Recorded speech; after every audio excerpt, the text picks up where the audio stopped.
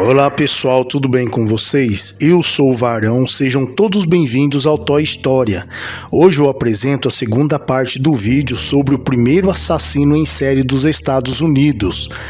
Henry Howard Holmes. Esse psicopata tirou a vida de dezenas de pessoas que se hospedaram em seu hotel, conhecido também como o Castelo da Morte. Vejam o vídeo até o final para que vocês tenham uma melhor compreensão do que foi exatamente esse caso que chocou toda a cidade de Chicago e os Estados Unidos. Ele nasceu em 1861 em New Hampshire, nos Estados Unidos. Seu nome era Herman Mudgett. Era considerado um dos melhores alunos em sala de aula e por conta disso era um alvo preferido dos chamados valentões. Os garotos descobriram que ele tinha medo do médico da cidade, então para pregar uma peça em Herman, eles o obrigaram a invadir o laboratório do doutor e ficar frente a frente com o esqueleto.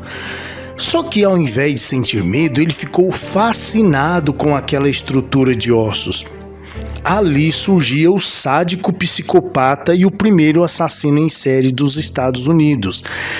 Em 1882, ele entrou na Universidade de Michigan, onde se formou em medicina. No seu período como estudante, trabalhou no laboratório de anatomia e ali ele aprendeu como dissecar um cadáver, preservando o esqueleto e os nervos. Além dessa experiência, Herman tinha também um jeito peculiar de ganhar dinheiro. Ele roubava cadáveres dos cemitérios ali daquela região e os vendia ilegalmente para as universidades. Além do mais, ele admitiu usar os corpos para fraudar empresas de seguro de vida.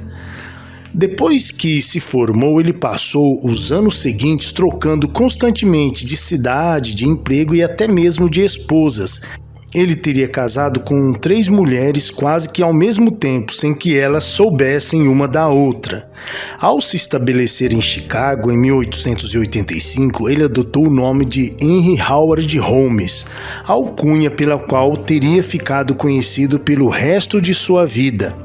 Lá ele conseguiu emprego em uma farmácia. Ele tinha uma boa aparência, era inteligente, simpático e tratava as pessoas com muita gentileza, principalmente as mulheres. Daí a facilidade que ele tinha para conquistar os seus corações e levá-las para a cama e, num segundo momento, para a câmara de gás. Ele não teve dificuldades para arrumar um emprego em uma farmácia e logo se tornaria dono do estabelecimento, já que o antigo dono, o Sr. Holton, estava doente e sua esposa Elizabeth optou por vender a farmácia para Holmes e continuar morando ali mesmo. Teria dado uma grande dose de sedativos misturado com outros medicamentos e isso o teria levado a óbito. Num segundo momento, como ele não pagou parte da dívida da farmácia, a senhora Elizabeth o teria acionado na justiça. Só que em seguida ela desapareceu para nunca mais ser vista. O Dr. Holmes teria sido responsável por esse desaparecimento dela? Responda aí nos comentários o que você acha. Curiosamente, a partir daí a farmácia surgiu como um grande comércio e Holmes logo se tornou um bem-sucedido homem de negócios. Assim, ele pôs em prática um antigo projeto: a construção de um grande hotel para receber os viajantes e principalmente os visitantes da famosa feira de Chicago. Holmes construiu quartos repletos de equipamentos para torturar as suas vítimas. Em meados da década de 1893, em Chicago, foi realizada uma grande feira a nível mundial. A enorme exibição contou com exposições incríveis, incluindo o primeiro automóvel movido a gasolina dos Estados Unidos, a roda gigante, o quadriciclo Daimler e a estátua de Vênus de Milo, feita de chocolate. No entanto, o local onde aconteceu a exposição se tornou mais conhecido do que muitos imaginariam. Posteriormente, a área ficaria conhecida como Castelo da Morte. O gigantesco prédio de 3 andares foi construído em um terreno vazio que ele comprou do outro lado da rua, onde ficava a farmácia. A estrutura era enorme, contendo mais de 100 quartos e se estendendo por quase um quarteirão inteiro.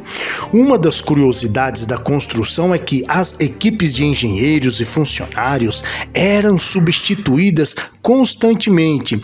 A estratégia serviu para que somente Holmes soubesse cada detalhe da planta do local. O prédio tinha 3 andares, com lojas, quartos e um subterrâneo onde só Holmes tinha acesso.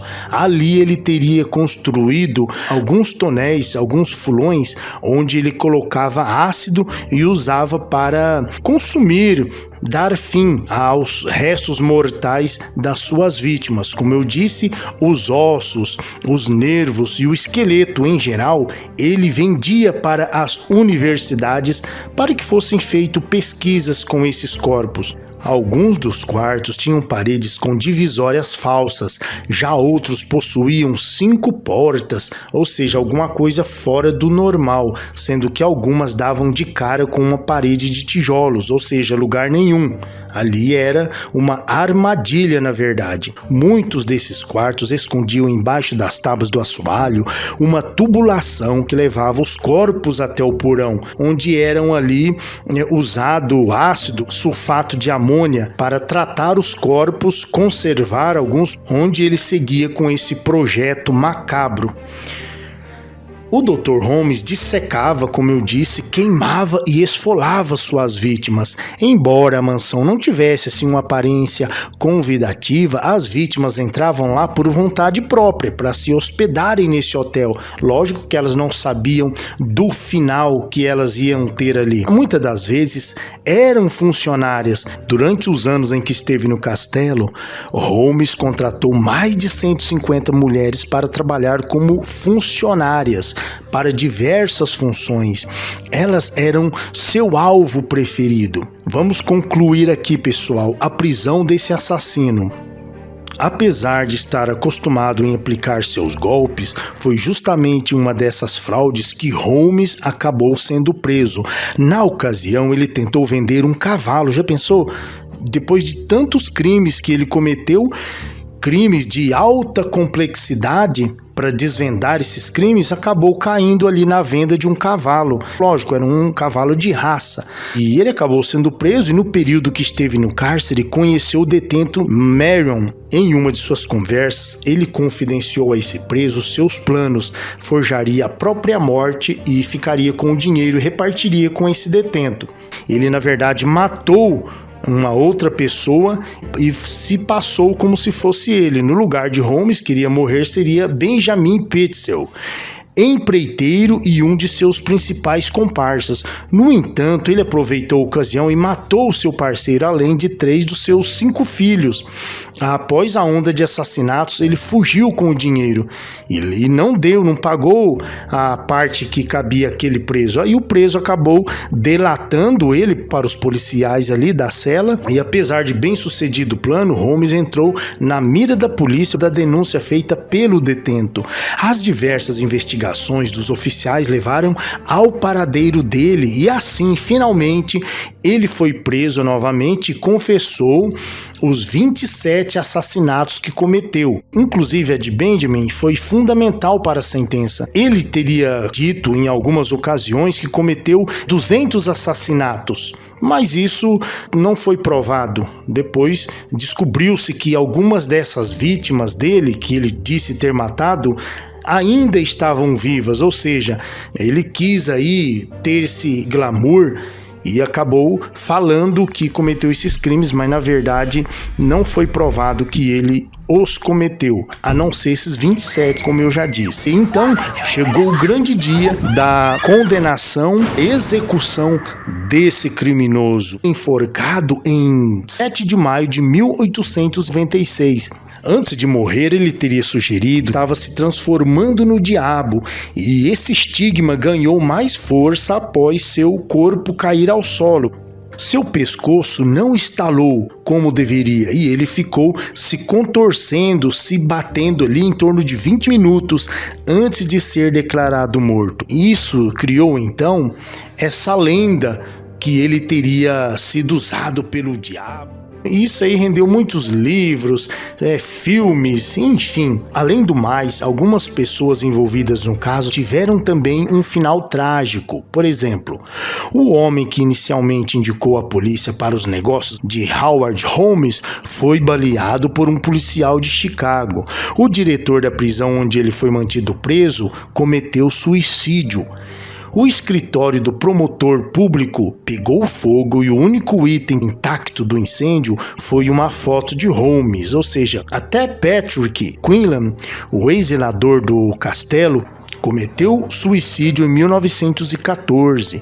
Segundo algumas fontes, ele teria deixado uma carta onde explica que não conseguia dormir e pede perdão por tudo que o Dr. Holmes praticou. Certamente, ele sabia de muitas coisas que aconteceram naquele prédio, mas isso ele preferiu levar para o túmulo. O hotel, a parte onde aconteceram os crimes ali, também queimou.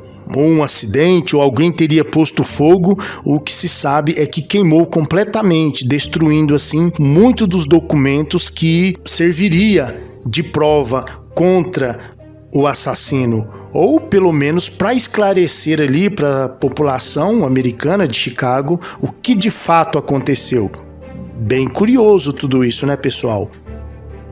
E com isso, chegamos ao final de um episódio onde um jovem que a princípio, acima de qualquer suspeita, se tornou o primeiro assassino em série dos Estados Unidos, o qual foi tema de filmes, livros, e teríamos aqui muito mais detalhes desse fato, dessa história verídica. Mas aí é vocês que decidem, querem que eu continue falando sobre esse assunto ou um outro? Se você gostou desse vídeo, então deixe o seu like, se inscreva no canal e vamos em breve atingir a marca de 1000 inscritos. Que tal? E assim eu termino esse vídeo agradecendo a todos vocês. Meu muito obrigado.